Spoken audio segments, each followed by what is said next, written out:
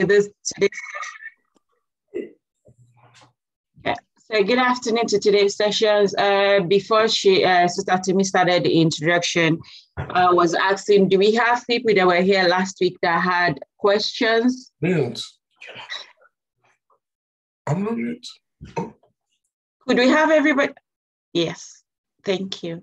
If you have questions, could you drop them in the chat box, and that will be picked up for us to look at. So mentioned earlier, and today we're going to be looking at one major aspect of a PMO role, and that's around the project change management. Last week, we talked about projects. What's a project? What's a program? To be honest, you get asked this kind of questions during the interview.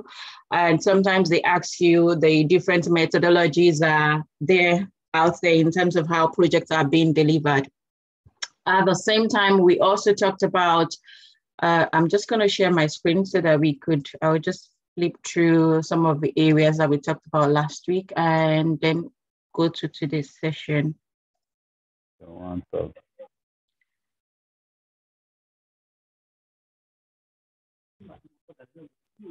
Let's see if there's a way to mute everyone. Is there a way to mute everyone on the call? Because this is being recorded. Yeah.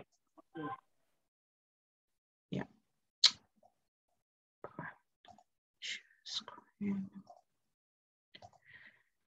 Can we see my screen? I'm currently sharing my screen. Yes, we can. Thank you. So last week we talked about program management, the different aspects of program management, what this course is going to cover. And then we talked about why do we need a PMO in an organization.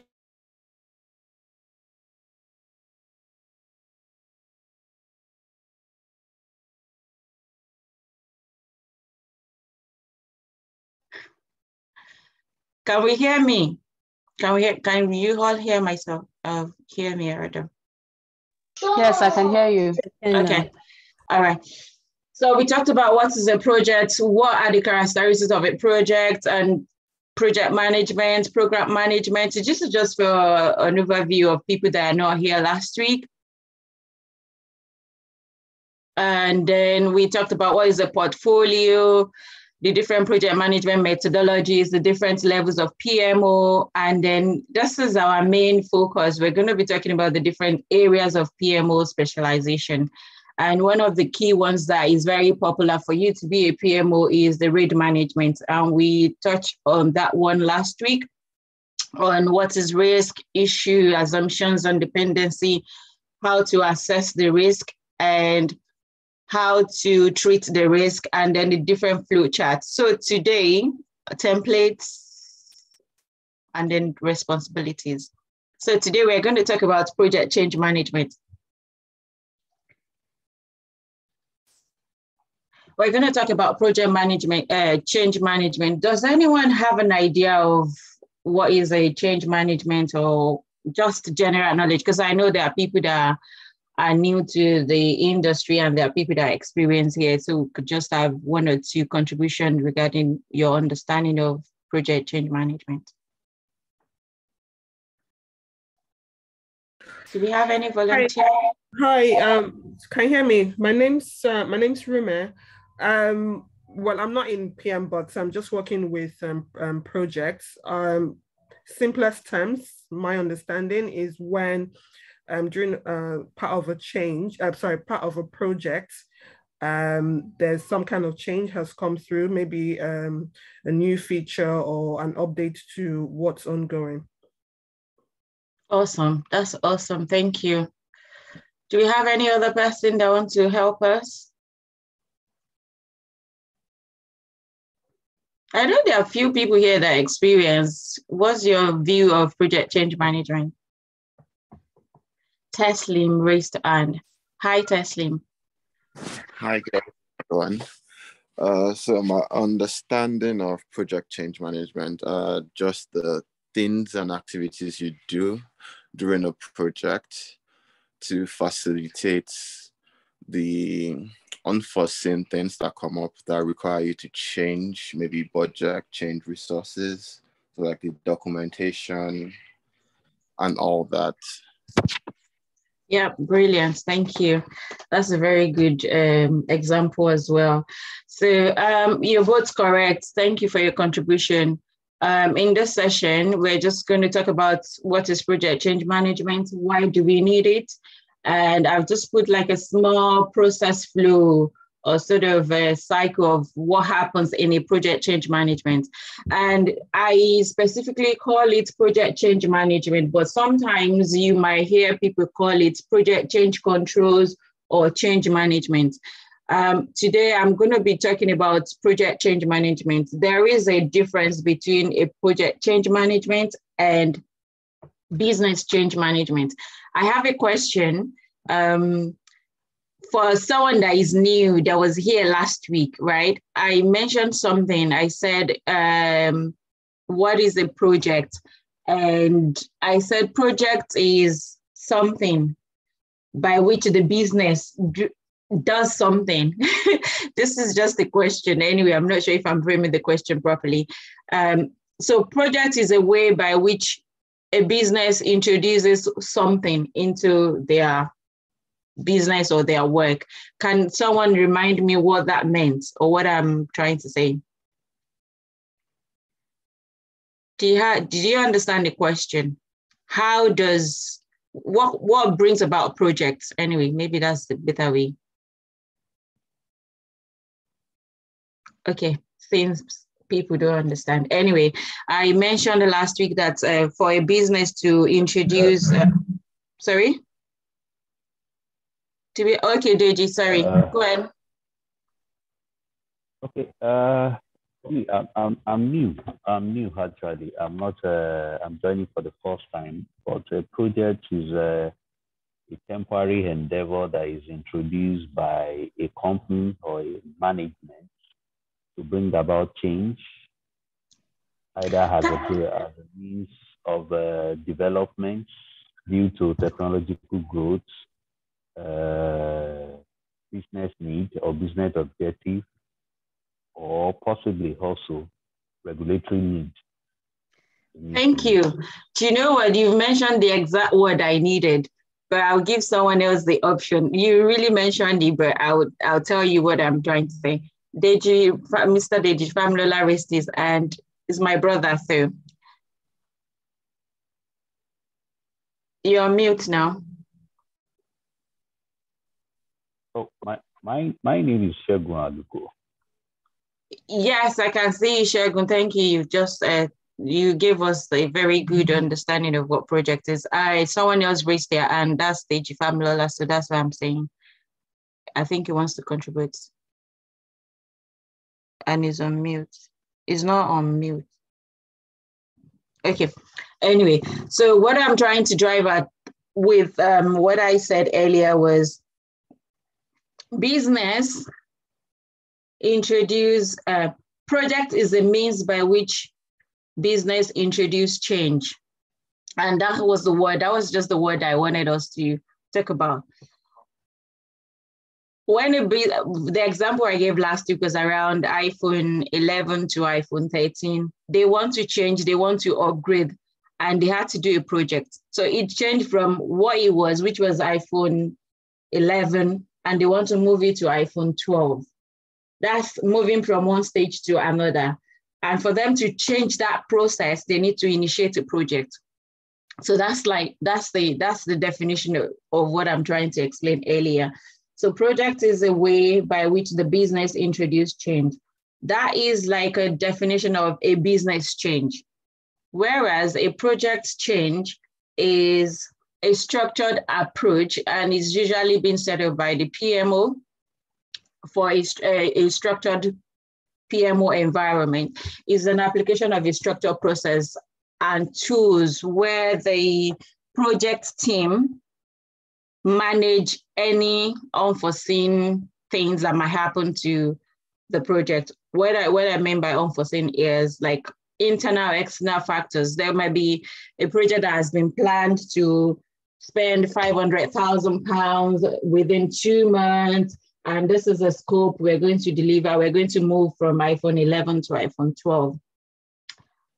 Hardly would you see any project that goes straight smoothly with the way it's been planned. Not because, sometimes it could be because of different things, but to be able to manage those changes that are coming into the project, that's why we have the project change management. And the other bit is the business change management. I'll go to that in my next slide. So project change management is a structured approach that is being set up or implemented by an organized or developed, matured PMO to ensure that any changes that is coming into the project, into the program, into the portfolio is being managed in a structured way to meet the agreed objectives. And there are few things that could impact on the project that could introduce this change, the project change. It could be incorrect project estimates. So it could be incorrect project estimates. It could be missed project scope. When they started it, they didn't realize, oh, this would be needed. It could be incorrect design or incomplete design during the phase. And project change can happen at any stage of the project. It doesn't have to be at the beginning or at the end. It could happen anytime within the project. Or unidentifying project tasks. These are internal things within the project team. Another thing could be external factors, which could be as a result of the exchange rate issues. Maybe you have a supplier or you have some vendors that you are engaging with your project that you needed some materials from. Exchange rates could cause an issue, and that would inflate the original planned budget. So that could, for you to be able to go back or to be able to make sure that you deliver the project, you need to raise a change due to these factors factors. Another thing could be government policies. There could be a government policies that impact on your current project that is being delivered, and you need a change to be able to make sure that you align. One example of this is the GDPR. When GDPR came, there's so many projects or where they have people's data and all of that. Those policies change, and in that area, maybe the scope of the project doesn't, or the timeline actually, maybe for the delivery of the project wasn't that much or as planned. But because of the government policy, they had to redesign it. They had to think about a better way of delivering that particular project. Another thing could be organization strategy goals. These are not, so what I meant by external factors are things that are not within the project team influence. They are things that come outside the project team influence. So it could be organization strategy goals. It might be that, oh yeah, we wanted to develop the iPhone 12 from 11 to 12, but we wanted it to be sleek. Midway to the project, there could be the senior bosses will be like, oh yes, but we just wanted to do one or two other features to it. So that could bring in a change into the original agreed scope. And for the project team to be able to manage this and to be able to ensure accountability and traceability of a lot of things, there needs to be a project change management.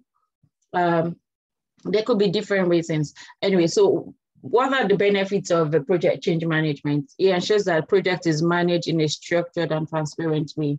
And that's where you come in as a PMO. PMO come in, you're not favoring the business, you're not favoring the project team.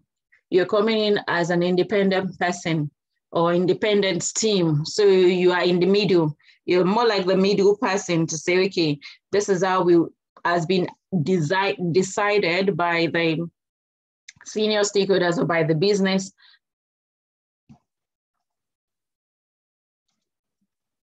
This is how it's been decided by the senior stakeholders, and making sure that there is a structured way. Let me give an example. So an example could be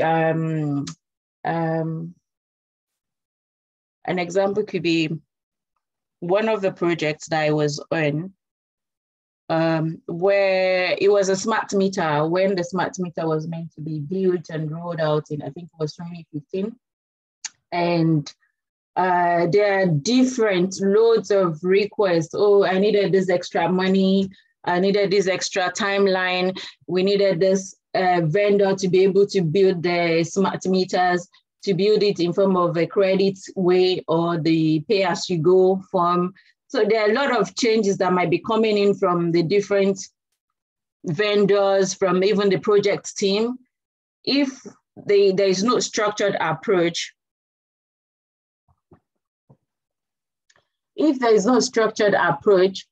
sorry, can I just stop this for a while? Sorry, guys. Pause share.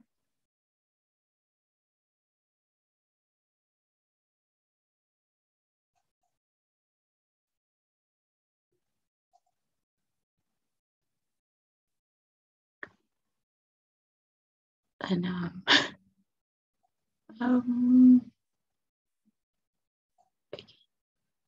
do you need something? I'm trying to, I just lost it. I'm trying, guys.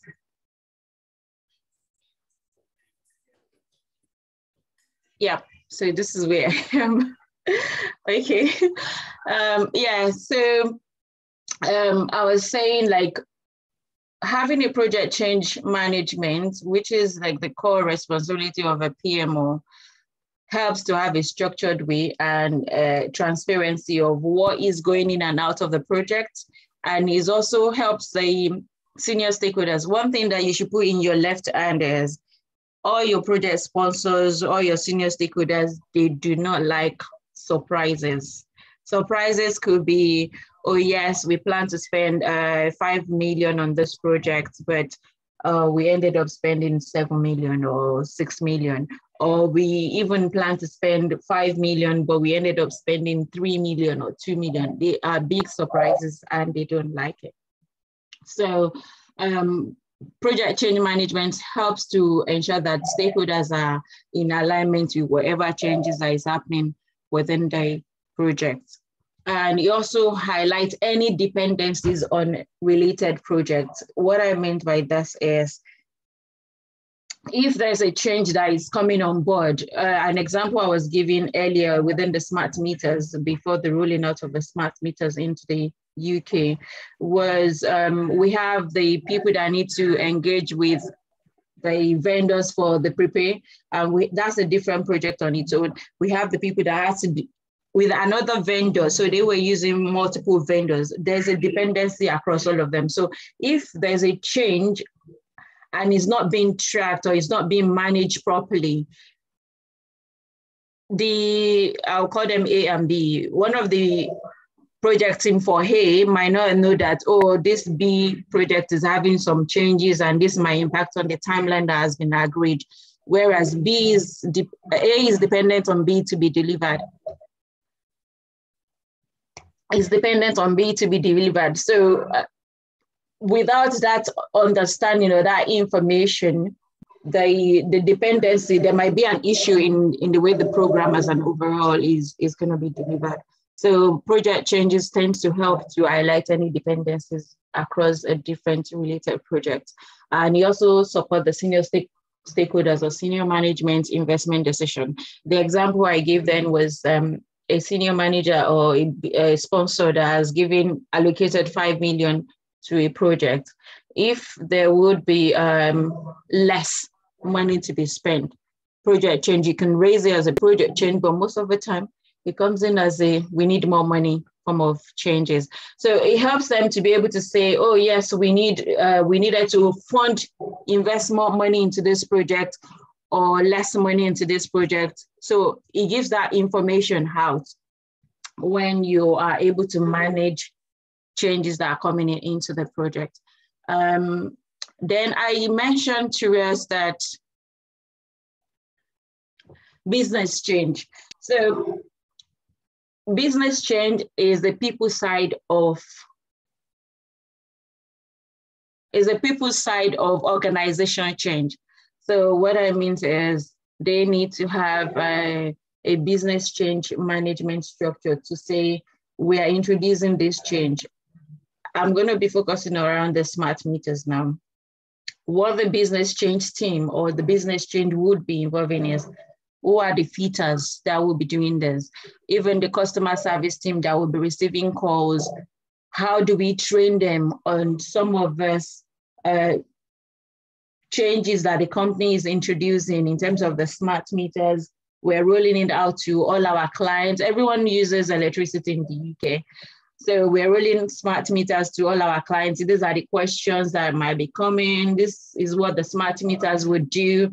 So the people side of that change that the business is having, that is the business change. So managing the people, managing their the org structure, how are we going to roll it out? How are we going to train people?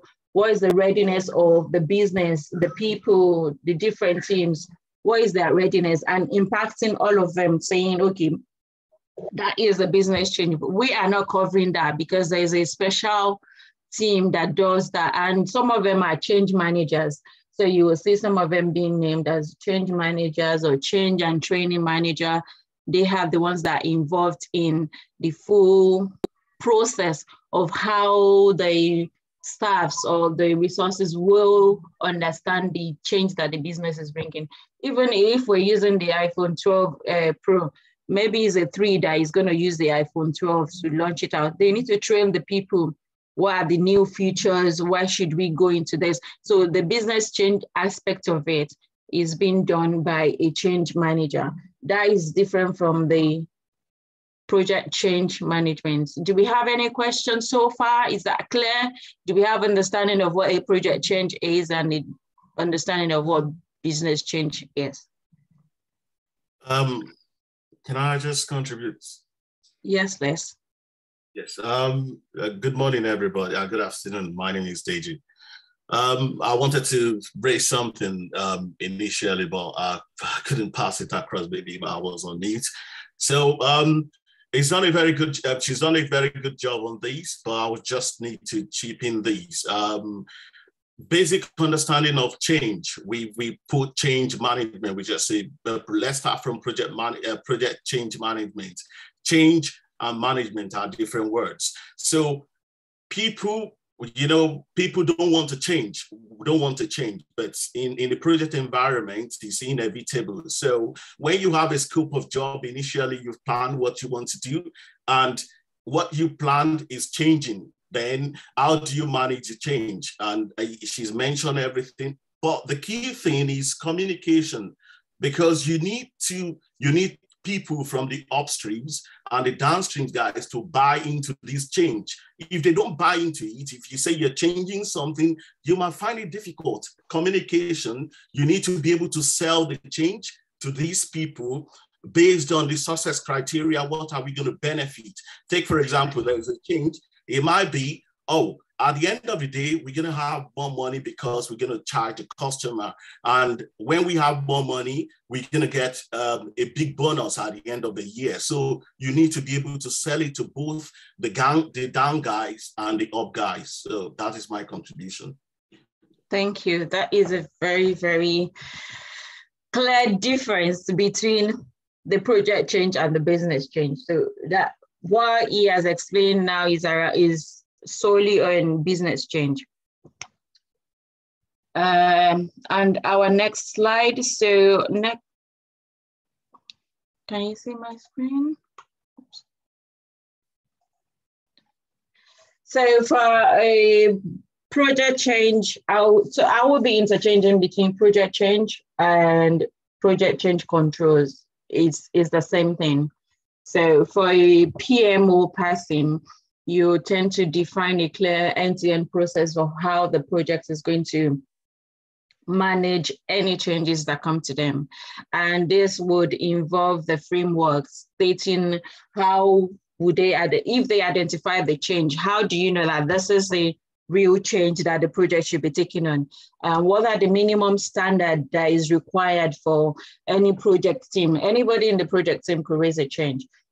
You as a PMO person might not be the person to raise the change, but the project team consists of the BA, consists of the project manager, solution architect, the tester, all of the different teams that are involved. They could raise change.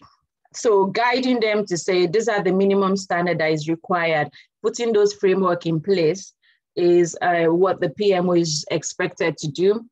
And this is dependent on the maturity of the PMO of the organization that you will be joining or that you're currently in. And this process also defines the impact assessment of the change. How do you impact assess the change? What are the things that are required? Who are the people that are required to impact assess this change? And the other one is the PCR. So project change is PCR. Project change is a PCR. Sorry, that's the acronym I give to it. Oh, sorry, PCR is project change request. So how does it get submitted? Because if we remember last week, one of the things that the PMO does is to ensure there is a consistent and standardization across the organization of how things are done and pointing people to the right direction. So guiding them on how the PCR will be submitted or what is the process of submitting the PCR is what the PMO would set to in defining the project change process. And the other bit is the project tolerance. So there might be a lot of changes, but it's not all of them that would be going to the change board or change session. So defining the tolerance to say, the tolerance could be on the scope, it could be on the budget, or it could be on the schedule to say, okay, if this project is going to slip more than 10% of agreed timeline, we need to be raising a change to it. And that is dependent on the size of the project as well. So you could define it and say it's going to be 10% more, or when is 20% less, so we plan to deliver it 20% earlier, you can raise a change to say, okay, we're doing this and giving them notification. Most of the time, based on my experience anyway, project has always been more than the time.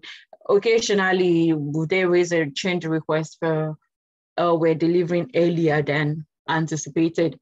And this is very, it's not a one size fits all. It is when you join the organization and you understand from their governance framework how this is done, that you'll be able to say, okay, what are the tolerance? What are the criteria for defining a project is sleeping, or a project is, so a project could be sleeping for maybe 3 weeks. For a project of 3 years or 2 years, that might not have major significant impact, whereas a project of 6 months or even 2 months, if it's sleeping for 3 weeks, that's a massive impact. So it's going to be relative based on the size of the project or the organization in terms of their governance framework. And the other bit is around the budget as well as the scope.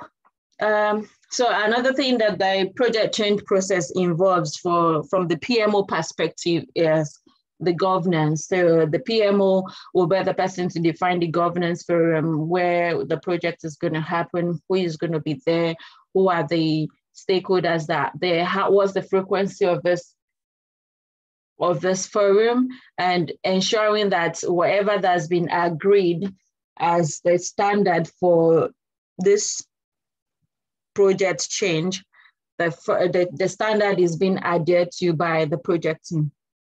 And I put here saying not all PCR requires CCB.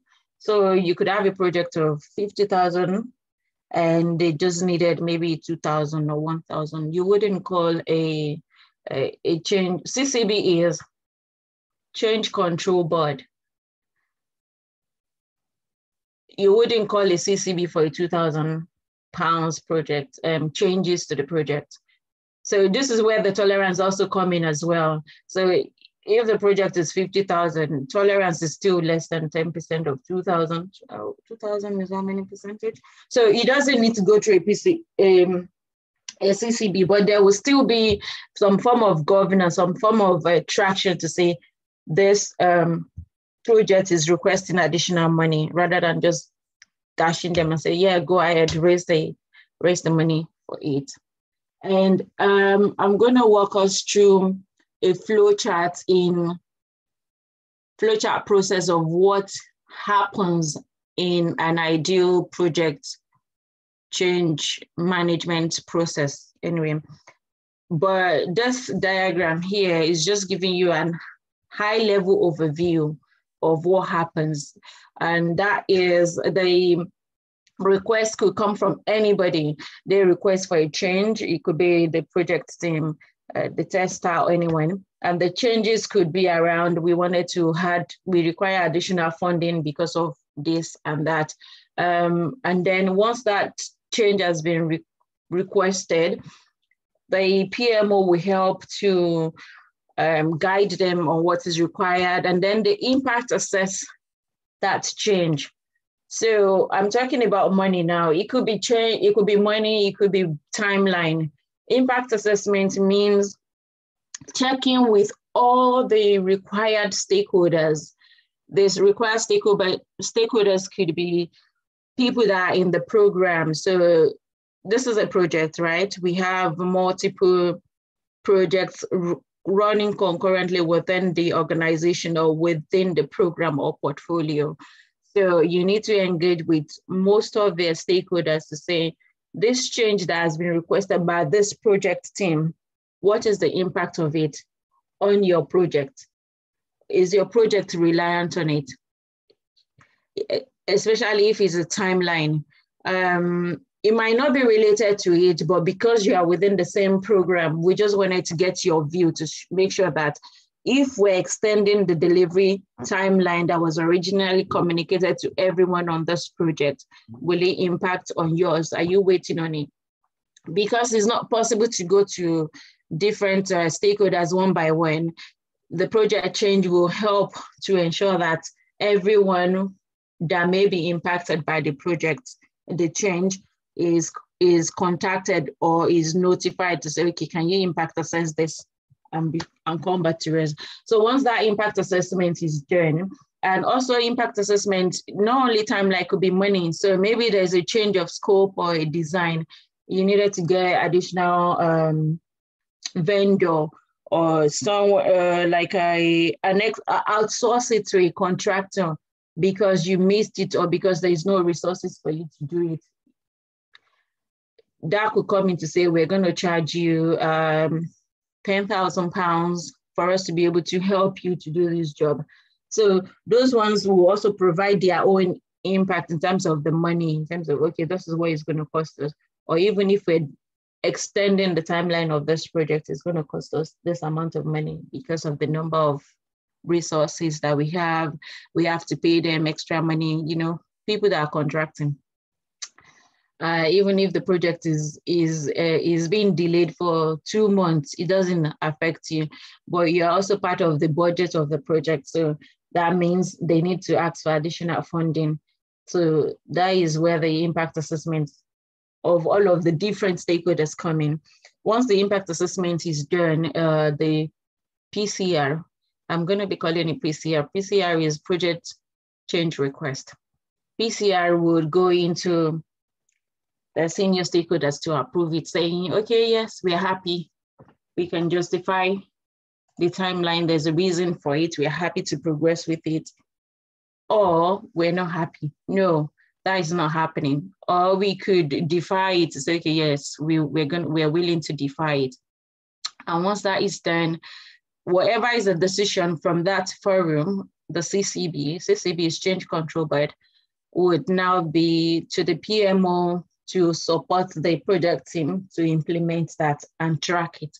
And once that is implemented, it could be in terms of updating the project plan, changing the business case to update the benefit that has been originally planned, or even to say, okay, yeah, this project is still viable with a business case, but we're going to need more money because, business case involves you saying the financial bit of the project.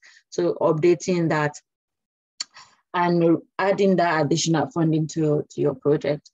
And then you review it as the project is progressing, as well as report on it.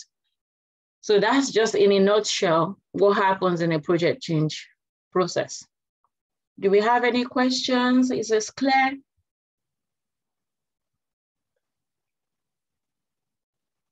Okay, assume it's clear. Or you can drop your questions in the comment section. The other bit, I'm gonna go to the workflow. So I've divided this workflow into, it's very simple. It's just about the different, this area is just the different decision makers, the different stakeholders that are involved in project change. So you have the project manager or project team actually. And then you have the program office, which is the PMO office. PMO office tends to do a lot in this role. And then you have the decision maker. So from this workflow, I'm going to mention two ways. This is like a manual long process that is being done in an organization that are not yet sophisticated, that are not using the latest tools and tools and templates that are out there. So this is more like an organization that is using like a spreadsheet. This process that I've showed us here. So the project team here, we identify the need for a change because of government policy, misscope, or whatever could be the reason. They will come to the PMO and request the project change request number.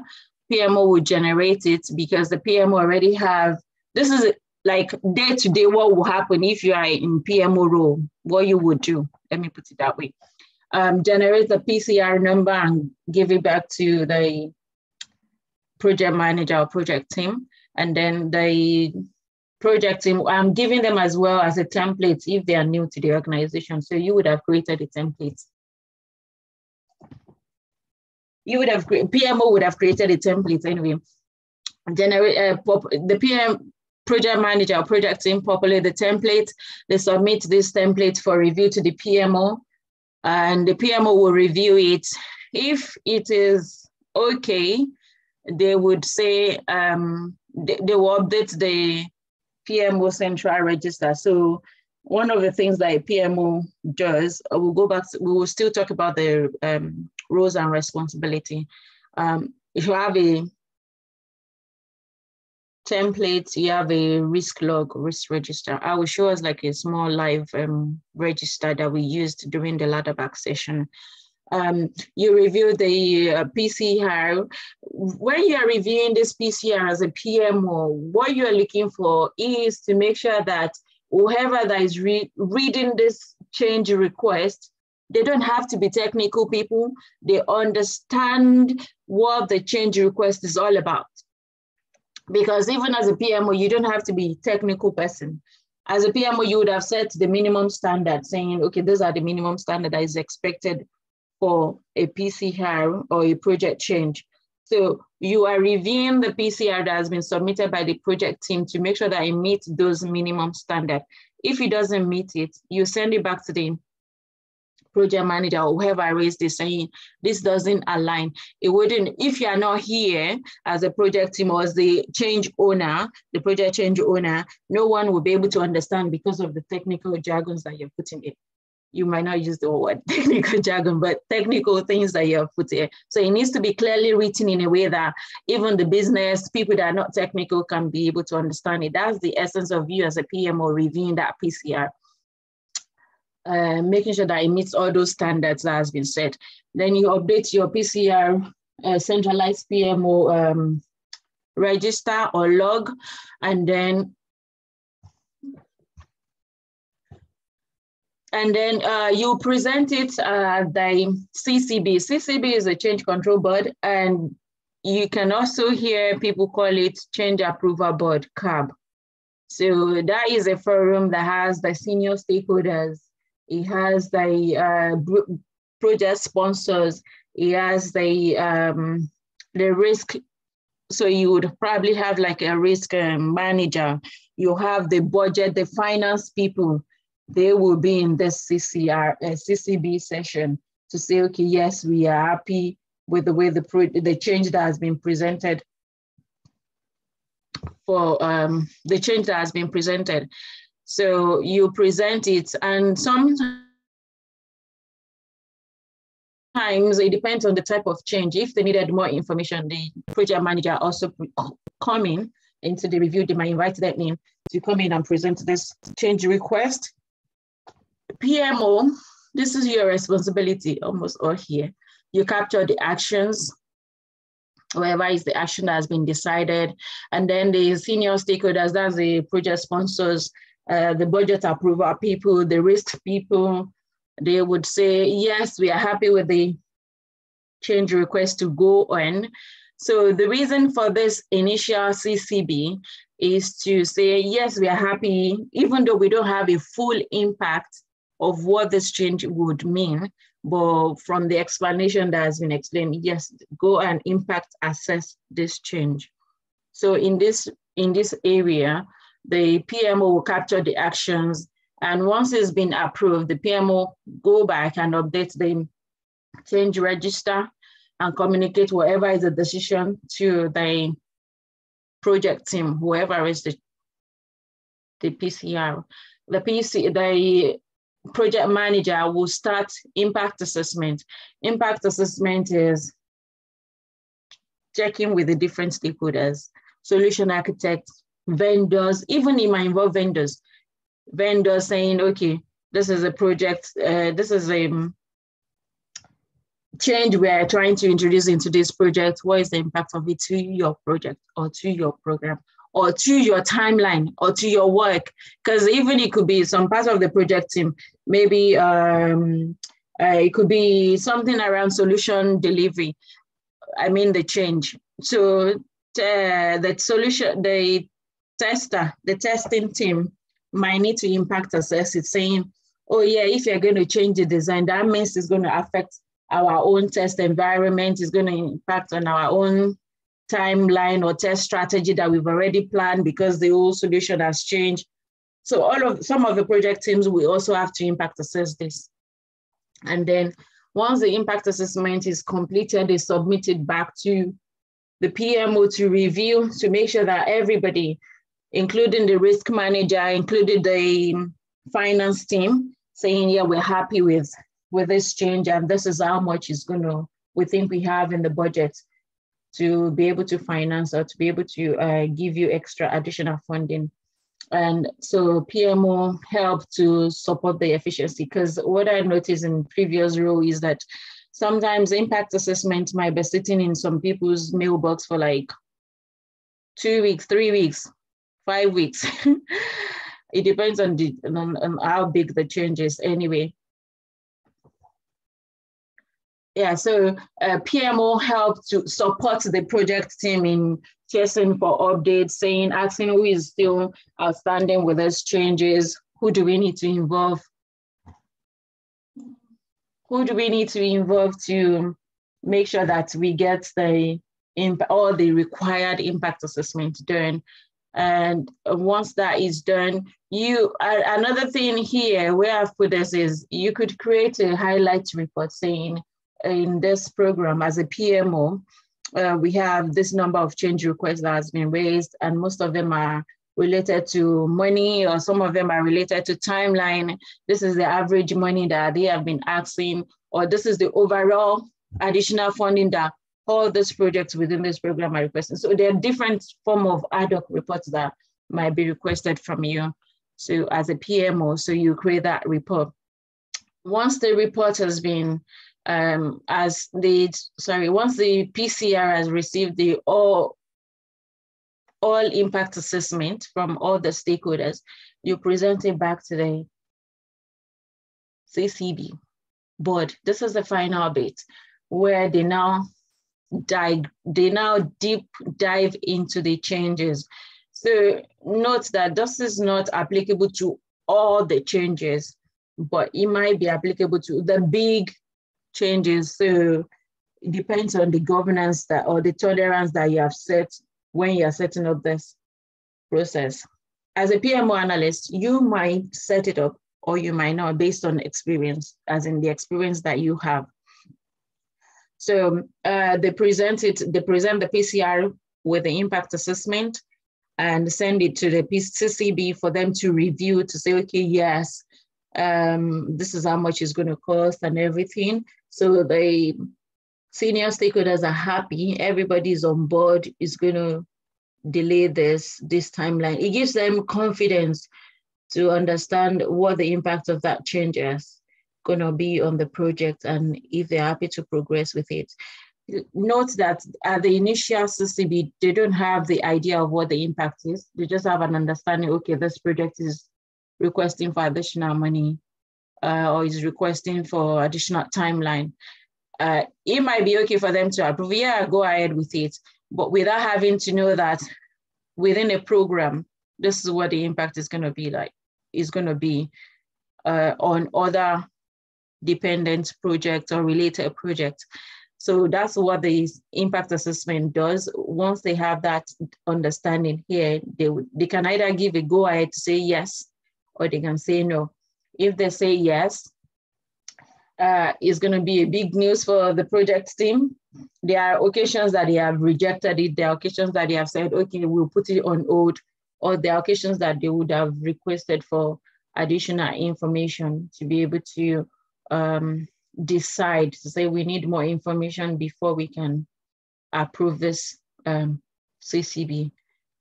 And then once that is approved, the PMO update the central log to say, yes, this CR has been approved, communicate it to the project team, and the project team implement it in terms of what needs to be done, who they need to contact in terms of the vendor, and the PMO will track this within the CR register.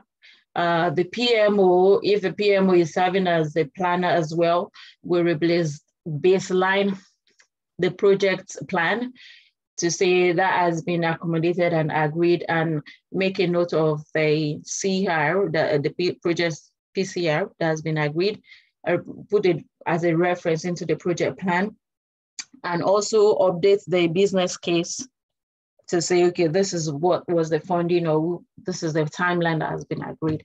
And you continuously track this. So there is no way for me to put additional extra layers, but it takes a while because the change, you don't just close it once it's been approved at CCB.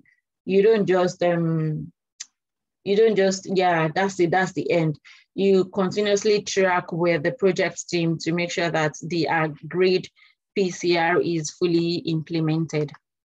Sorry, this is a bit the manual sort of process. The sophisticated latest process is almost similar process, but you don't have to go and request for change and all of that. There is it could be on SharePoint, it could be a project online. You already have the template and the instructions of what is required. You, the project team would raise the request without having to ask you for the PCR number, and you review it. Sometimes you might even say, yeah, go ahead and do impact assessment on it. Pending, you don't have to do this initial phase. If it's not something that is going to impact on big structure, if it's like a easy to understand PCR, but you still have to come back to the CCB in terms of approving. That's after you've done your impact assessment. You come back to the CCB for them to be able to approve your PCR, your project PCR. Do we have any question? Does this look complicated?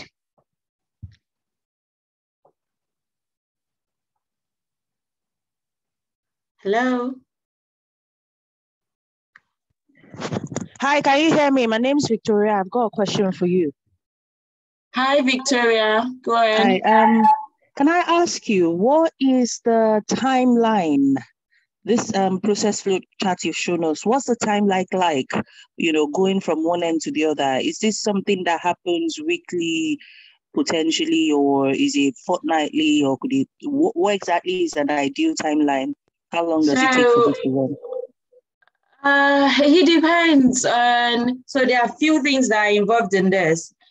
If I understand your question, is a timeline in terms of the frequency of the CCB, or is a timeline in terms of how a project change started and how it ended? No, just the CCB, just the CCB. Oh, CCB. So CCB or CAB, you can call it whichever one. There is no strict timeline, but another thing I would say is it depends on how busy, how big the program is, or the project you are on is. If it's a project that is not very busy, is laid back, you could have it every 2 weeks. Okay. But if it's the one that is, there is one I'm currently on, and they have it every week. Every week. So they have the initial CCB and then the detailed one. Even in the 1 initial. week. No. CCB is the frequency of. I don't want you to get this confused. Frequency of CCB is being defined by the PMO. You can decide to have it every week, or you can decide to have it every 2 weeks, depending on how busy the program is or how lively it is. But defining the timeline of when a project requests a change to when a project ended it or when it's been approved, sometimes there is a timeline saying, okay, within 8 weeks, this needs to be done. But there are sometimes, if it's a very big change, it takes a month. And one of the project I was referring to then, the smart meter, this is even the development of it in 2015. There was a change request that was raised that took nearly 6 months before it could be approved because of the back and forth changes with the vendors. Eventually, when it was fully approved, the project team had a party because it was a major. So that involves a lot of timeline, a lot of money, and a lot of scope changes, design, and all of that. So in a simpler, not complex project, yeah, that could happen under 8 weeks.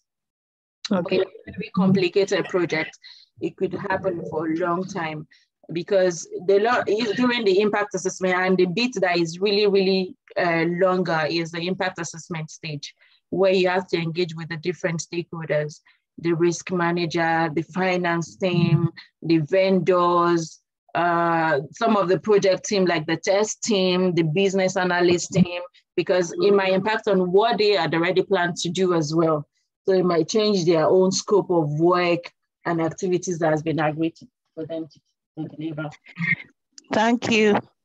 You're welcome. If I may add to that, it all depends. I think it all depends on the frequency of the change in priority and the criticality of that change. So if it's very critical, and if the frequency of that, the priority, if it keeps changing, then and the criticality is up there will be frequent. If it's going to be frequent, so that's my contribution. Hello, Mary. Can I say something as well? Yes, please. Yeah, thank you.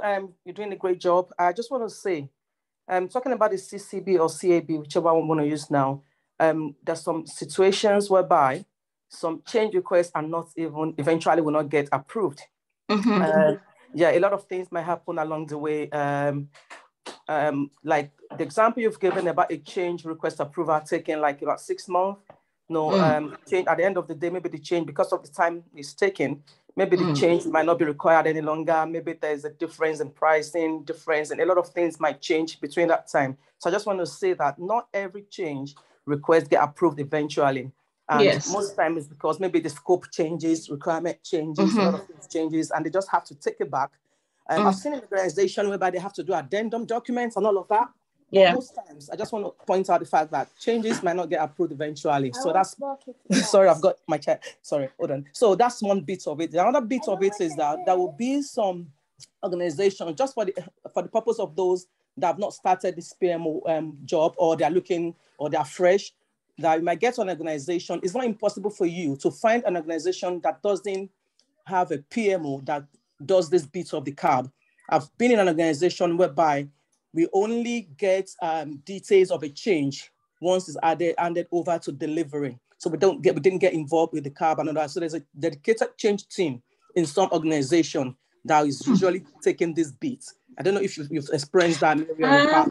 No, I haven't. So that means you are not the PMO involved in delivery then, because you could be a PMO in the BAU in operations.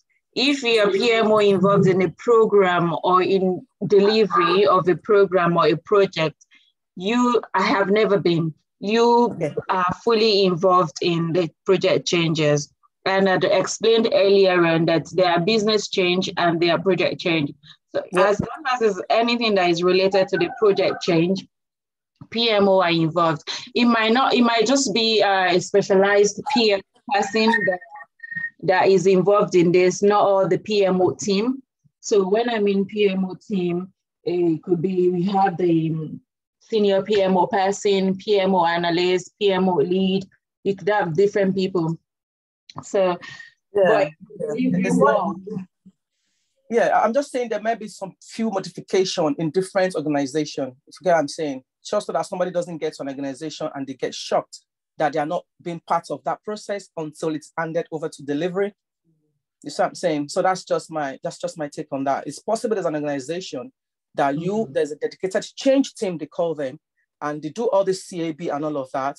And at the point, because they get that change, they get that change from bid. Once they win that change or that business, they hand over to the change team. The change team do all this review. Then at the point of handing over to delivery, then the PMO gets involved. So that's another way some organizations are actually set up. It's not as if there's nothing wrong with what you've said. It's just I'm trying to chip that in case somebody gets into such an organization, they don't, start asking the wrong questions about, oh, I'm not involved in that. Why am I not involved in that? So it's possible to have such modification in some organizations. Yeah. Okay. When you said the change gets, sorry guys, it's just to be able to make sure that everyone is clear. When you said that the change is being handed over, does that mean the change has been approved then? Yeah, approved and handed over to delivery. So that's a different aspect then. That's not within the project change. Yeah, exactly. It's not within the program. So there are few decisions or outcome from a project change. It could be approved and that could lead on to a new delivery, a new set of things that needs to be delivered. So we missed this out of scope, but we needed it to run concurrently. We cannot keep up with the way it is now. So that would go into a new delivery entirely. But some of them could be incorporated into the ongoing. Yeah, incorporation. Yeah, that's a different view. That's after the change has been approved. But I've not been in an organization where a PMO don't get involved in CCB. No, not one. And I've been in this industry for like 10 years. So I might maybe, and it depends on the type of project or program that they are delivering.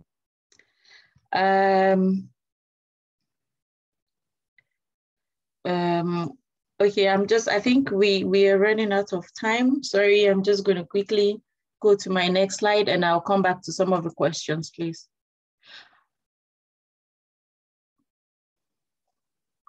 Okay, so this is just a very, very laid back, simple change register, like a change log. You just have the CR number, the date it was raised, the CR title, the summary, who is the CAB review date, what was the decision, when did they start the impact assessment, who is the change owner, what's the status. So there are different status that the project change could have, and then when was it last updated, what is the comment on it. The comment could be something like, is awaiting impact assessment, or the comment is it went to CCB today, this was a decision, more further information is required. Just a comment to say this is a live project, it's PCR. And then you could have the CR cost, and then when is the next forecast of the CCB? When is it going to the next CAB? So I've put it as CAB here. And I've put the PCR status. So we could have a pipeline PCR. So pipeline means it hasn't come to light. They've just requested for the PCR number. They are still deciding on the full details of what the PCR entails.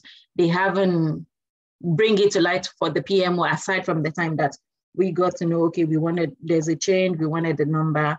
And then in-flight means, okay, this is a project that is already, a PCR that is already in flight, that is ongoing, we're tracking it, they've had some information about it, it's been presented at the CCB on hold. So an example could be, yes, we understand this, but the technicality involved in it from the impact assessment, we just think this might be too much to include it in the project, so they put it on hold. And some of them might be on hold, that might be the end of that PCR. Maybe it's the features that they needed to add to the product or to the project, and they just feel, okay, we'll just put it on hold first, we're not doing it. Pending high is, oh yes, is awaiting impact assessment, it's gone out to impact assessment, so it's still awaiting him. The other one is high is submitted. So this is after we have received. So this status is where you put it here. This column, I'm not sure if you can see my mouse, to say this is the status. And when you want to do some form of report, they could say, we wanted to see how many PCR are in pipeline, how many PCR are in flight, how many PCR are waiting, pending approval, pending IA, or how many of them have been approved, or how many of them are that have submitted their IA within the last 1 week or within the last 2 weeks, depending on the organization. So that's where you put your status. IA submitted means the impact assessment has come back and we've submitted it. Oh, okay. Sorry, it could be approved or rejected. So the PCR could be rejected or it could be approved. So that would form the status of where it is. And then in terms of the CAB decision as well, they can either approve it, reject it, or further review is required. The tools that are being used from different organizations, we have the SharePoint, we have the Excel spreadsheet, we have the project online, we have monday.com. There are so many tools that are being used currently. One sec, guys.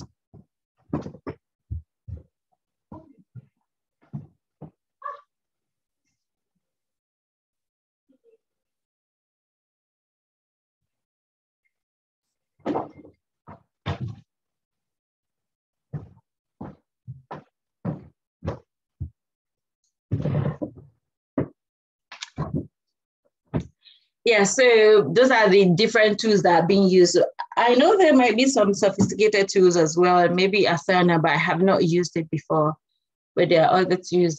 Most popular one I'm aware of is the SharePoint, Excel spreadsheet, project online to track and manage project PCR. And you can define what you want in the PCR.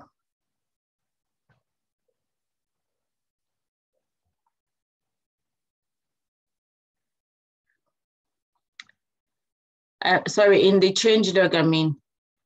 Now we go to the next bit, which is the exciting bit.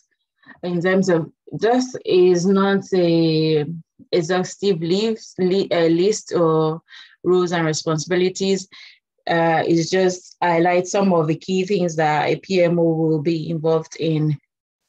And to be honest, it depends on how bold the person is. You can be a PMO analyst and do the function of a PMO lead role.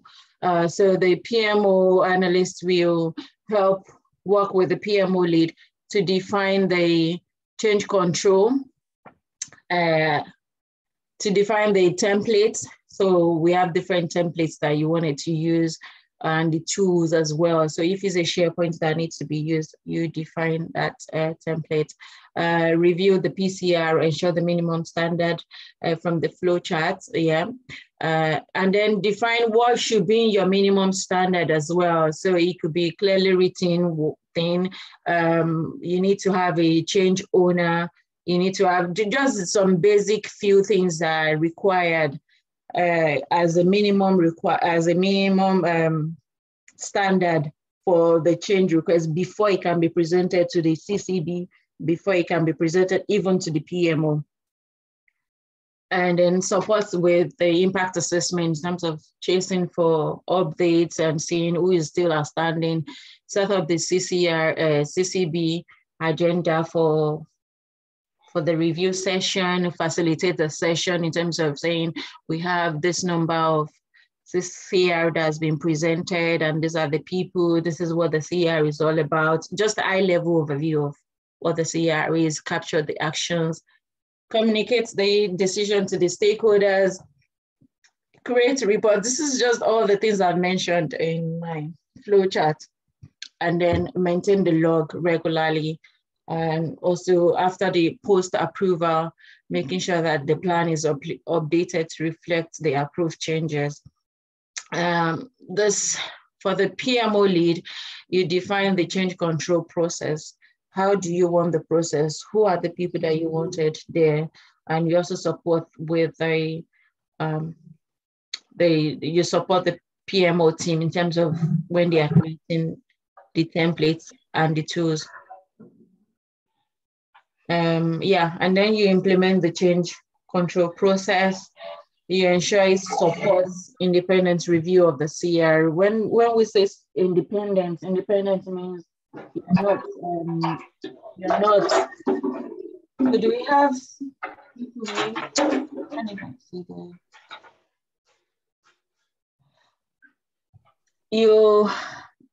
Independence means you're not in favor of the business or in favor of the project team.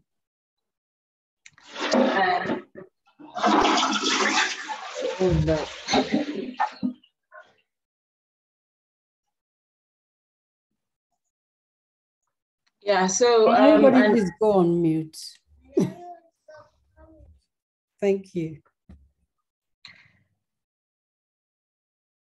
You facilitate the CCB session, you capture the actions. So it could be a different board or a different environment where the PMO lead had to go in, or you could even go in with a PMO analyst to support them during the CCB review session.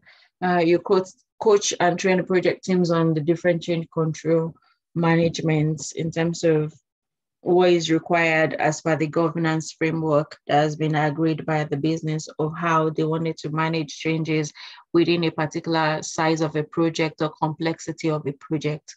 So guiding the project management team on that, coaching them, and then ensure that there's a regular communication flow across the different project teams and stakeholders regarding decision that has been made on the PCR, and coordinate directorate or portfolio level kind of CCB, because there's some CCB that a PMO analyst cannot coordinate or facilitate. This is because of the type of program, the complexity of it, and the type of stakeholders that are involved there. So sometimes the PMO lead or PMO manager might be the person that coordinates and facilitates the session, and then follow up with the change implementation post-approval. That is it on the project change request.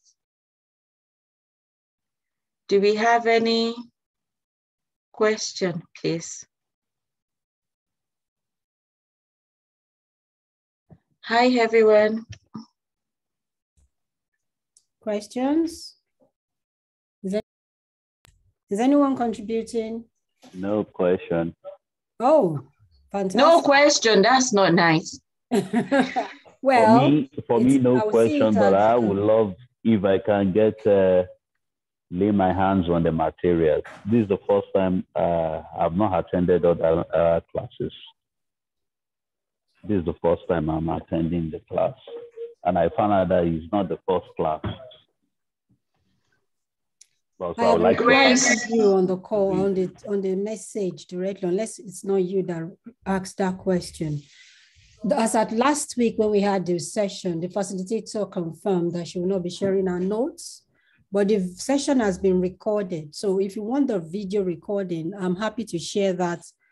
I know that a lot of people are waiting for that video. I'm happy to share both later on today. But unless she has changed her mind, and that's fine. But as her last week, she said she's not sharing. It's still work in progress, one. Then two, yes, the templates or the presentation is not to be shared. Sorry, but video will be shared. I have a question, please. My name is Grace Orimalade. Are there any certification exams for project management? Thank you. Oh, project management or for PMO? For project management, there are loads of certification that you could do. For PMO, yes, there are certification that you could do as well. You could do the same for project, the same certification that a project manager would do is what a PMO person would do. You could do a Prince 2. You could do Agile Foundation. You could do not PMP. You could do the PSO. There are some PSO exams. You could do Managing Successful Program. I could look for the link or not link, different of the certifications and send it across. Yeah, but there are lots of certification that you could do. You could even do a Scrum Master, just to give you an understanding. The only bit of Scrum Master is just within the Agile environment. So it's following the Agile methodology using the Scrum framework. So that's the only difference. Whereas in the Prince 2 or in, there's a Prince 2 Agile exam now as well. So if you want to do that, that is combining Prince 2 and integrating Prince 2 into Agile environment. So you could do that as well. Funke is raising hand. Funke Lawal. Yeah, I just wanted to say you could do P30. That's more tailored to PMO. Yeah. So yeah, that's all. Thank you. Thank you. Yeah. There are questions here. Okay. Okay. Yeah. So someone had already asked the question: are there certification to be done to be a PMO? Yeah.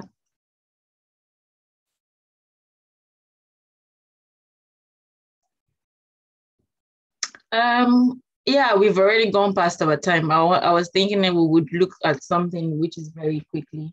That was document management process.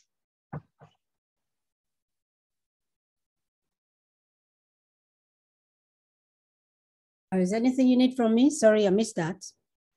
No, I'm saying the time is fast spent. I don't know if people are happy to stay on for another 10, 15 minutes. This is just around the document management. Okay, so it's up to everyone. Are you happy to stay for another 10 to 15 minutes before we wrap up the call? Oh, yes. Okay. Yes. Okay. Thank you. So just before jumping onto that, this is the basic change register that we used in Ladderback project. And this is a template. Oops.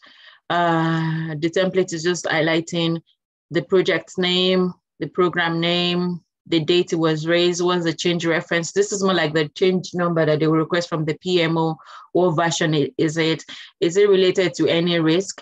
So this change could be as a result of a risk that was identified that became an issue, and the issue was not resolved. Rather than because we're unable to resolve the issue, we have to raise a change request.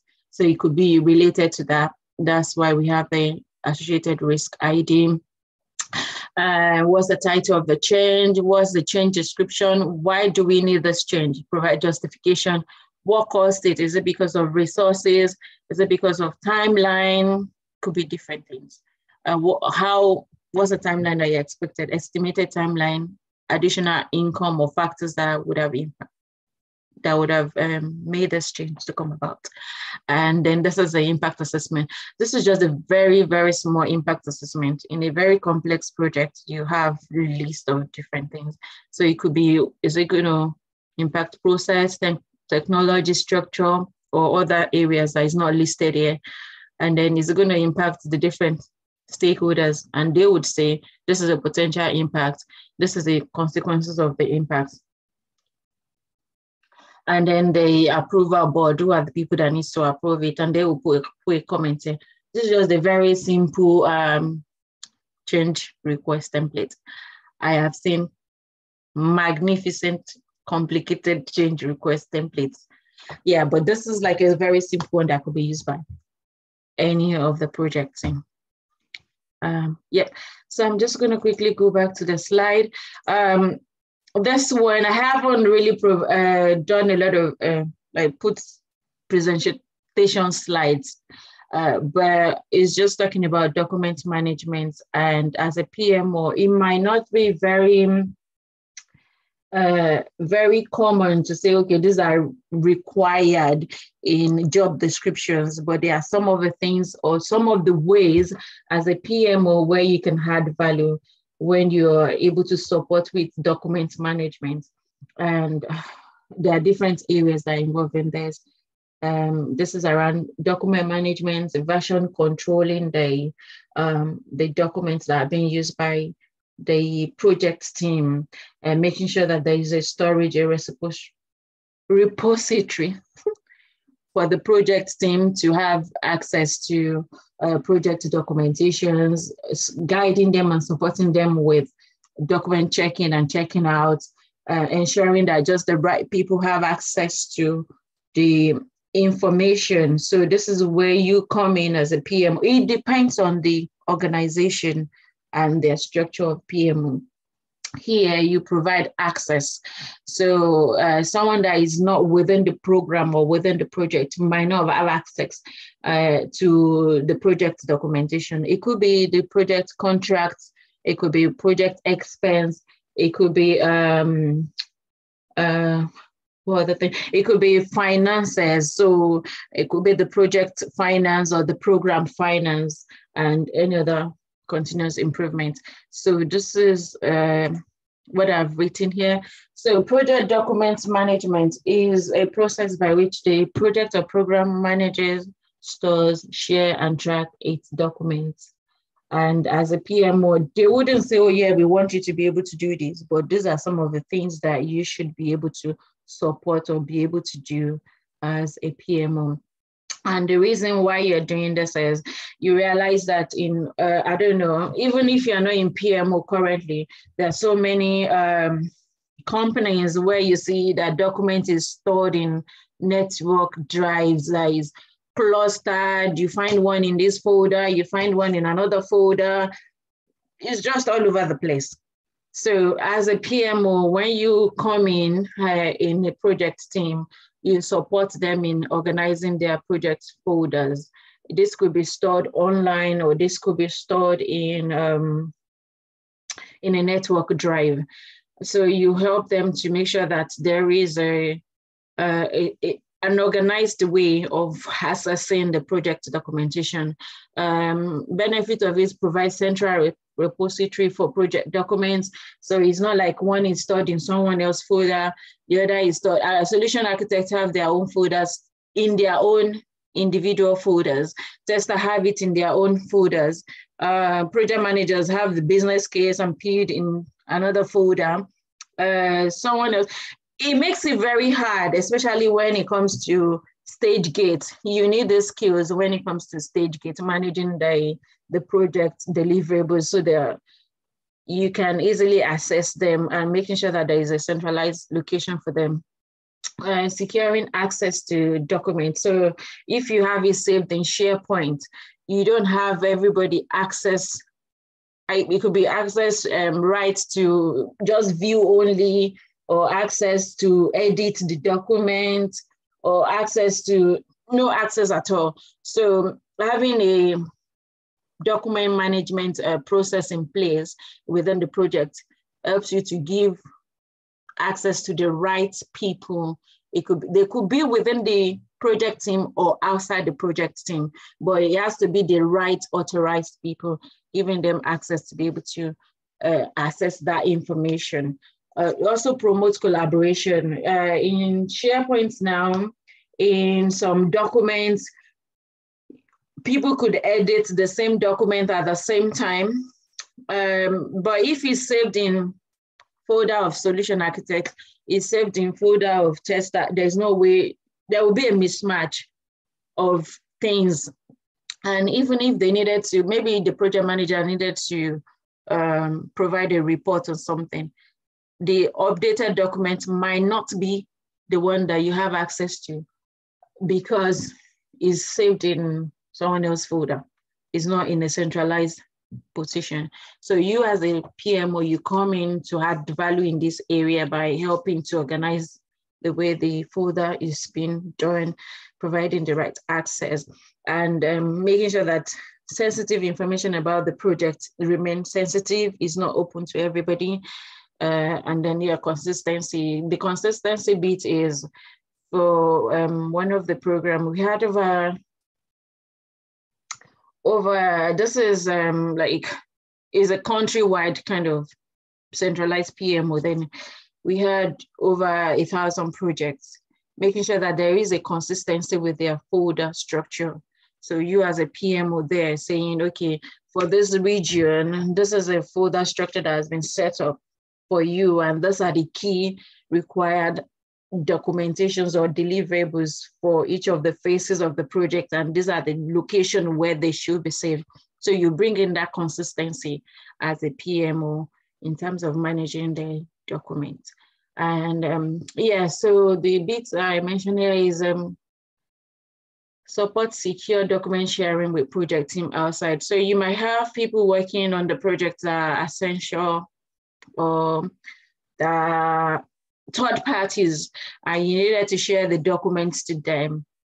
You send it via a secure file sharing rather than sending it via email or something that doesn't break the company policy.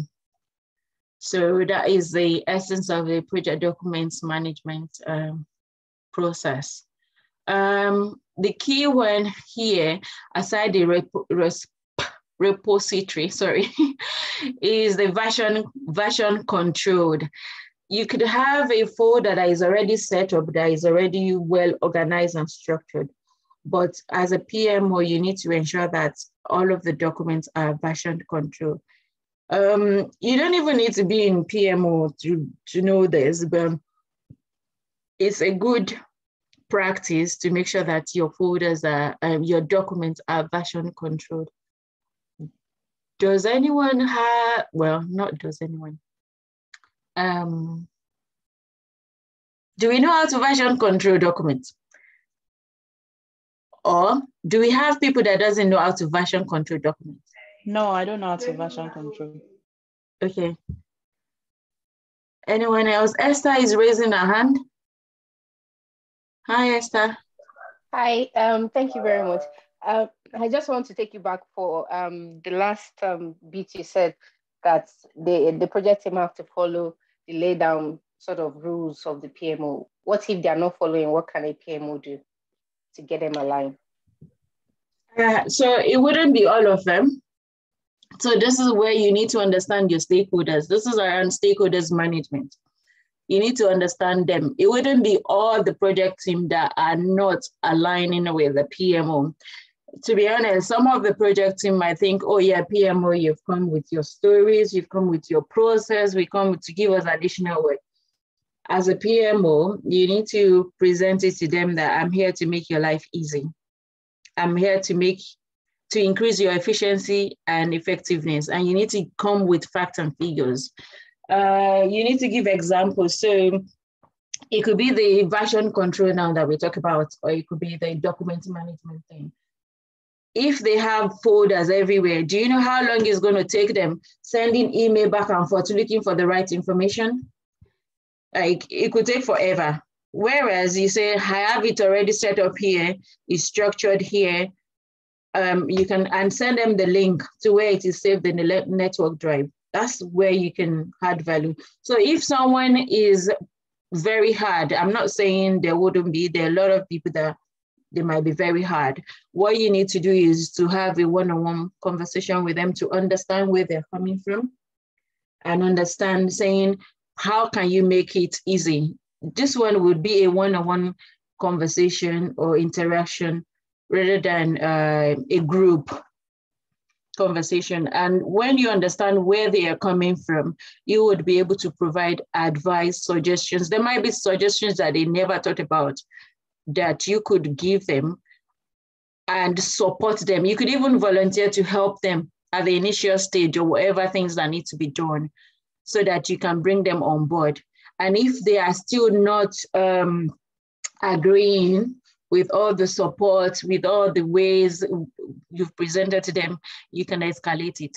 But escalation is like the last sort of thing. Escalation means you escalate to the next line manager to make sure that they are on board. And everybody loves their job. Not that they will force them or anything. It could be linked to bonus or anything. But everybody, we always want to respect our bosses anyway. So you don't want someone reporting you to your boss that you didn't do this. So you escalate to the senior stakeholders. And this needs to be done not via talking. You need to articulate it very well in an email. And when you articulate it, you are sending it to them and copying the line manager in it, or copy the required stakeholders in the email. So everyone will see all the efforts that you are trying to do to bring them on board. Does that answer your question? Yes, thank you. You're welcome. So just a quick one on version control. I'm gonna share my screen here, hopefully.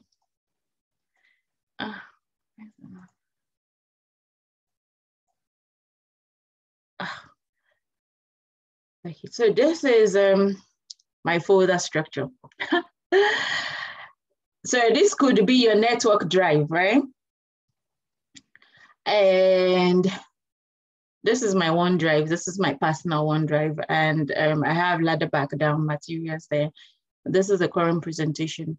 So to version control, you can see some of these documents does not even have any version. This is the only one that has version. None of them has got a version. So you could create a new folder. Obviously, I'm not sure if everybody knows, but you could. I think this is the updated OneDrive way. So create.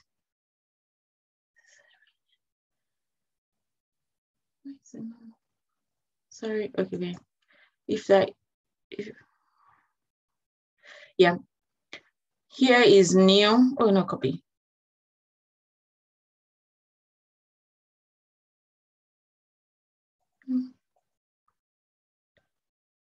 Yeah, new. So there could be different things. I want to create a new folder. I just create a new folder there, and you can move the documents, rename it wherever you wanted to rename it. So we might want to have a minutes folder. Just name it minute. You want to have a governance folder, you do the same thing. And then to version new folder. To version control it, I want to try and see. I'll just put that as governance. Sorry. To version control it, you need to click on date it was modified. So that will show you the last updated. This is if you are in a network drive of your company and you have the different template or different documents. It could be the same thing that everybody has been updating different way. Anyway, you do the date modified. That will show you the last time it was modified. This one is telling us 19th of February, the time, ladder back resource tracker, the time. So anyway, this one will help you to understand the last date it was updated and to just version control it if I wanted to do it. If I have multiple of this resource tracker, I just need to go to rename it. Yeah. And then I put version anything, version 0.1. most of the time, version 0.1 means it's still in the draft mode, or it's still in editing mode, or whatever mode, and you save it. If any other, because it's open, it wouldn't save. I have it open. Sorry, I'm gonna close it. We'll look at it when we'll look at it when we have the when we're doing resource management. So I just quickly edit it. Anyway, that's just the way to version control it, so that when you're having version 0.1, when you're having future updates that needs to be done, so that you don't override, or you can always go back if you make a mistake, or if you needed to see an old version of maybe the template, or what you've done. As the template is being updated, you're changing the version. So that's what it means by version control. Are we clear? Do you have any question? Is that a simple and clear way of version control document? Hello? Do you have questions? Thank you. In terms of checking in and checking out documents, this is especially when you're using SharePoint, or even when you're using a SharePoint or Excel document that is shared with everybody. You need to check it out. I don't have SharePoint here. You need to check it out. You just need to right click on the SharePoint document. Let me go back to my folder. You need to go back to go to that document. So let's say this is how sometimes it will present itself in SharePoint as well. You just need to go back to the document and right click it. There will be a list of options like here in SharePoint. You will see where it shows more. On the more, you would click, you will see, just like the way this is showing OneDrive and stuff. On the more, this is like more, let's say this is more, you will see the different options and it will ask you to check it out. Checking it out means I'm locking this document so that nobody would be able to make any changes to it. Because if you are, if you don't check it out and you needed to maybe update it or add additional feeds or do something else to it, if someone else is updating at the same time, their changes might not be recorded. So it's always good to guide project team.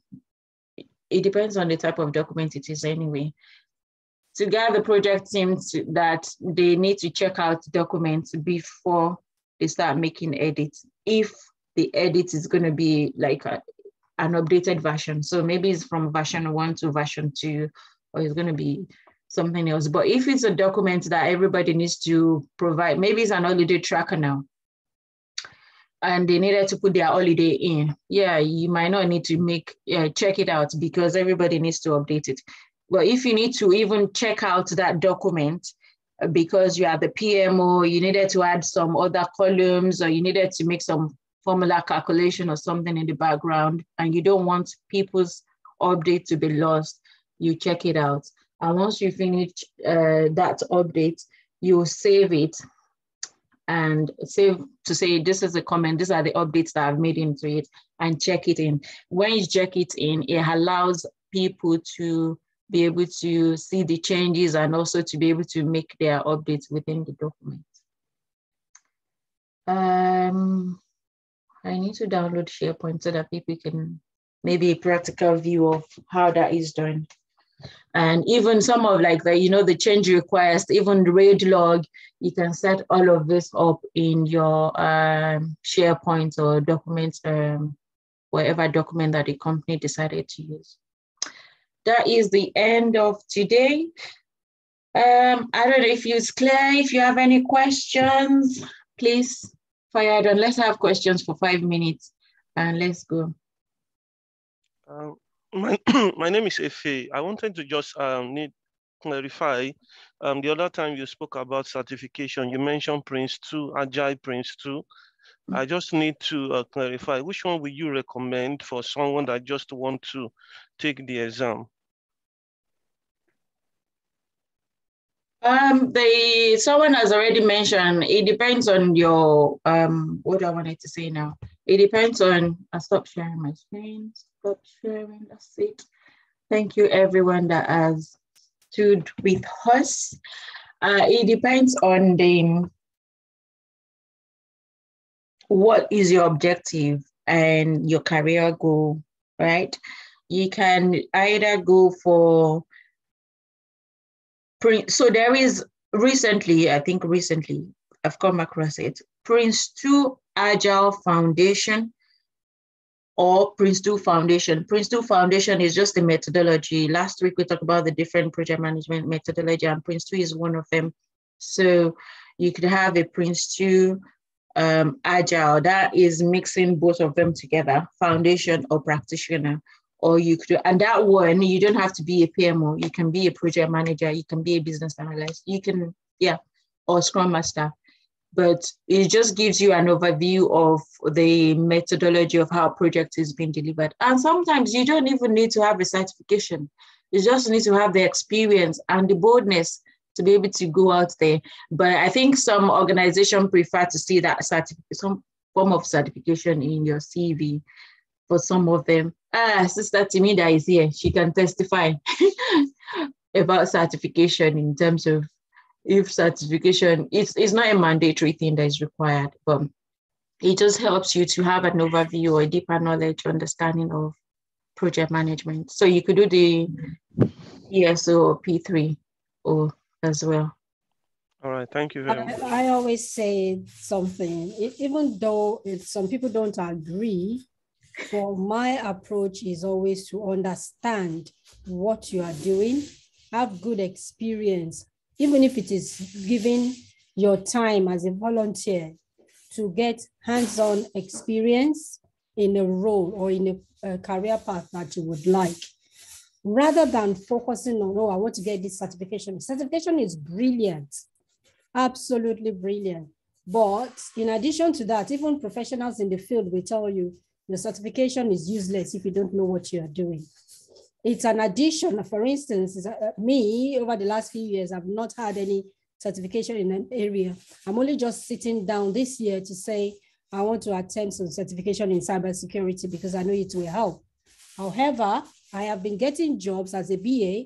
I worked in a PMO to implement a PMO at a very large governmental organization as a BA. I've worked over 5 years as a BA. I've worked a few years as a PM. I do not have any certification. I have my master's, 2 masters in my bar, I'm wearing the hat as a 2 master holder.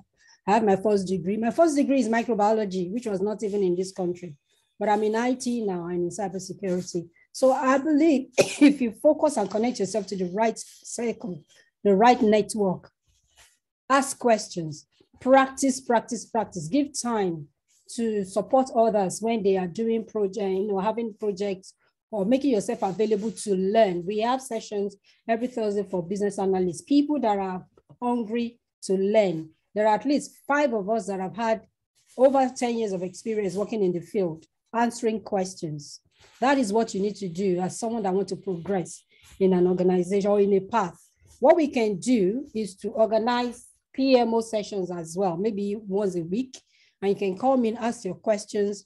When you are going for interview, ask interview questions, and then you start getting more and more of your knowledge before you can apply for a job.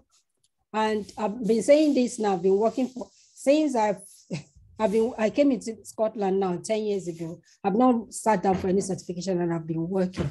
Although I will support you and I will encourage you to pick up your, your thinking hat and write your exams so that at least it will push you to the top of the candidates that are looking for jobs. But what's the benefit of having a certification if you cannot deliver what you have been asked to do at work? It can be very embarrassing. They can be very demoralizing. I've seen some people being walked out of a company where I worked because they couldn't deliver. And every time I see that and I see the skin is brown, I feel that embarrassment on their behalf. And this is why we are organizing these sessions, so that you don't have to put yourself in that kind of situation. You ask questions. If you don't know, you say you don't know. There's no shame. There's some things that when I did not know how to implement a PMO, I called Mary. She's been in the field. And I have my own particular field I am competent in, but I didn't know anything much. I know that PMO supports the project, but someone is asking me to come and implement and put some structures in place of an area that I don't know the end-to-end process. I need to reach out to somebody that knows it. And we didn't have this type of platform or networks in that part. I was just lucky that a friend of mine knows Mary and connected me with her. But things are better now. We have these forums. Join, ask questions, be practical. What do you think I should do? What are the first things I should learn when I join an organization as a PMO? Who should I be speaking with? Who should I be connecting with? Is there a center of excellence that I can look at, what they already have, so that I don't have to reinvent the wheel? All those type of questions will help you to grow as a professional. And then if you have your certification, fantastic. I am a very practical person. I like hands-on. I like you to show me what you are asking me to do, rather than tell me to go and do it, or go and read up about it, or go and do an exam about it. If you show me how it's done, I will be able to do it. And I know a lot of people, they agree to understand things that way too. And that is what I would encourage you to do. Of course, again and again, I'm saying it. If you think you'll be a better candidate as with your certification, go for it. But 95.5% of Nigerians or Black people that left their original place of birth to the United Kingdom or America or Canada or Ireland, they were graduates at some point or the other. So you are smart people and you can apply yourself. What I would want are not just people that are certified, but quality people that when you call upon, they can deliver. Ultimately, Black and Scots want to do this. We want to have a pool of professionals like yourselves, so that when we go to the government and say, Black people need jobs, if you are giving 5 jobs to white people, give 1 to Black people. That is our focus. And they give us that 1 job. We want to make sure that whichever field that job is, anybody that will speak out of the pool of Black and Scots can and will deliver the job. And we'll be confident that that person can do it. On this platform alone, over the last 1 year, we've had so many people say, thank you, I got a job. Thank you, I got a job. And I will still beg all of them to please let us be able to share their testimony on our new website that we're developing. So I'm not trying to, pull down your efforts on certification. I'm just telling you that it is possible, very possible for you to get jobs whilst you're working towards your end goal to be certified in that area. Most importantly, network, and it will be well. So, yeah. Thank you, sis. Another thing is something, please. Before I go, I'm going to post a link in the chat box. If you're on this call, can you please? I'm begging you, join our LinkedIn page. I keep forgetting, the lady that is managing that page is upset with me. I keep forgetting every time we have a session to raise it. And she said I should help her to make her job very easy. So I'm going to post it. If you are there, before we round up, can you please, I want to see how many people, 40 people on this call. I want to see that page increase from what it is now by 40 people. I know that I see a few faces that I already know that are on there. But if you still want to benefit from this platform, please go there now and join. Thank you. Thank you. So what I wanted to say with the whole thing around certification, I am a mixture of both. Yeah. The reason I said this is, our individual journey is different. It's very good to have an understanding of what the role entails, what the day-to-day jobs entails, as well as to some extent, you will see most of the roles asking you need to be Prince 2 certified, you need to have PMP, you need to have PSO, sort of different certification. But it's not all of the requirements. If you think you will be comfortable with it, you can go for certification. And the reason is that certification also helps to give you the knowledge. It will only give you the theoretical aspect of it. Once you have that theoretical knowledge of it, the knowledge of it, you would be able to ask questions when you are faced in a practical session. So that guides you, even if you're coming to any of those forums, to be able to ask some questions because you have some knowledge about it, because you have read about it. So that could also be another way for you. And it's also a bonus if you're in the new to the industry. It helps you sometimes, not all the time, to say, oh yeah, I'm Prince 2 certified.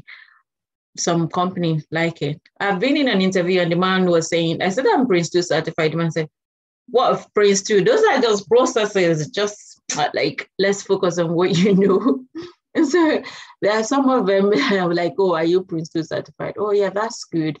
When did you do it? And they ask questions, knowledge questions, add knowledge about it. And then, but I think having the certification might also open you up to a deeper things that might not be covered in conversation or in training here, and help you to ask questions more. So if you want to go for it, please do. Thank you, everyone. We are more than last week. I'm so impressed. Thank you, everyone that's joined. And if you have any question based on last week and based on this week, please send in your question. And if we don't have any question, I'll say thank you and have a wonderful weekend. Okay, so my question now is, are we meeting? Is this the last class, please? No, it's not. See, my sister just screamed, no. No, it's not the last. We still have, to be honest, I don't know, maybe it's my mode of teaching or whatever. Please, can we stop recording this, please? Can we stop the recording?